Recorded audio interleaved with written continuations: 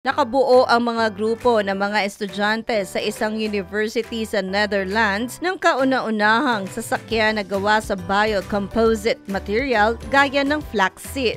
Ang sasakyan na Lina ay ginawa ng mga estudyante sa Eindhoven University of Technology at ito ay isang 4-seater electric vehicle. Kinilala naman ito ng Guinness World Records na first structurally made from biocomposite materials. Upang mabuo ang chassis ng sasakyan, ang grupo ay gumamit ng kombinasyon ng bio-based composite at bio-based plastics na efficient at sustainable alternatives sa mga typical car manufacturing process. Ang isang average car ay gawa sa lightweight materials gaya ng aluminum at carbon fiber na layong mag-optimize ng fuel efficiency at makabawas sa emissions. Hi! Ito po si DJ Claire ng radyo natin nationwide.